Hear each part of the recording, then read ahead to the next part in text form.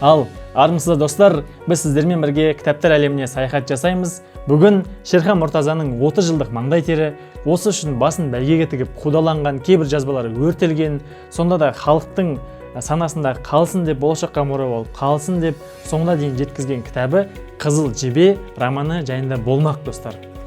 Бұл тарихи негізде жазылған 20 ғасырдың озық тұлғасы, үздік қызыл жебесі Тұрар Рысқұловтың өмір жайында болмақ. Енді біріміз айтуымыз мүмкін, біз кезінде тарихты оқымадық, енді біріміз қазіргі жастар кітап оқымайды деп, біріміз білсек, біріміз Тұрар Рысқұловтың кім екенін білмей жатуымыз мүмкін. Сондықтан да сіздерге бірнеше таңғажайып фактілерді беріп өтуді жөн көрдім.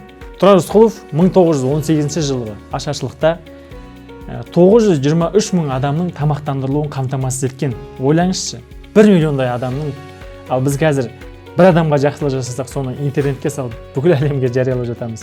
Және де 32 жылы ашаршылықта бұл Голощекиннің саясатына қарсы шығып, Сталинге хат жазып, содан қазақ жеріне көмектің келуін бар күшін салған, яғни жағдай бұдан да мүшкіл болуы мүмкін еді. Ойлаңызшы.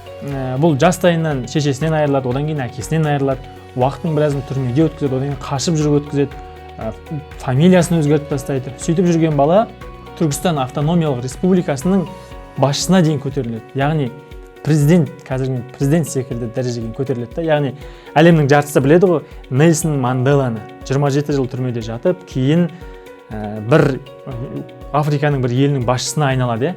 Сол секілді міне өзіміздің Нельсон Мандела міне алдарыңызда тұр.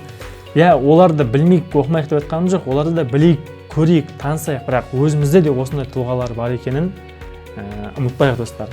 Және де маған тағы бір ұнаған бір таңғажайып бір дерек, ол Тұрар Рысқұлов өзінің бір іс сапарымен Моңғолияда болған кезде оның астанасын Улан Батыр деп қоюды ұсынып кетеді. Ал қазір Моңғолияның астанасы қандай?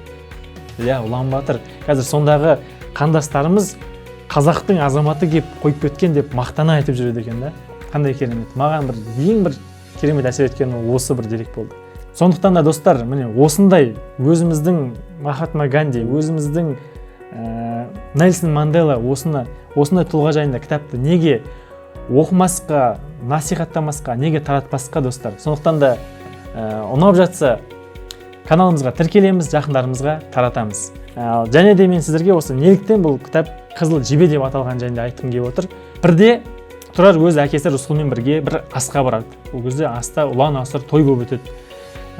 Көкпар болады, көкпардың алдында бәйге болады, бәйгеде бір қызыл жебе деген жүйрік оқ бойы алда келіп озады.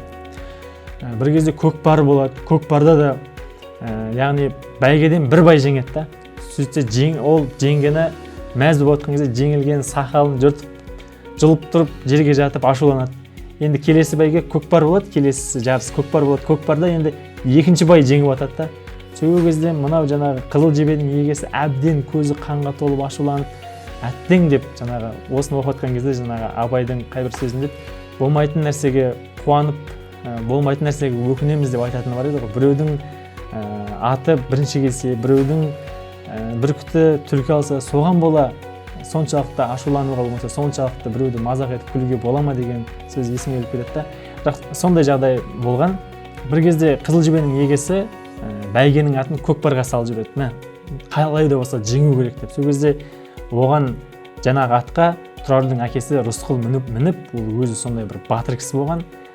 Көкпардың бәрін алып, жаңа жеңісті әкеп береді да.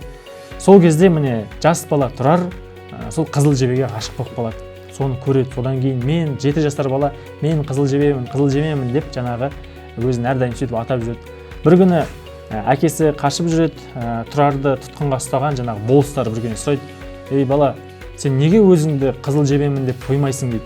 Сол кезде бұл айтады: "Қызыл жебе жүйрік, мен де жүйрік болғым келеді" деп. Сол кезде ойбай, мынау бөрінің бөлтірігін қараңдаршы деп жаңағы бұның бір көзінде от ойнап тұрғанын көріп, жаңағы байлардың өзі бір сескеніп қалады. Міне сондықтан да бұл кітап Қызыл жебе деп аталған екен. Достар, тағы да басқа алып қосарларыңыз болса комментарийлерге жазып отырыңыздар.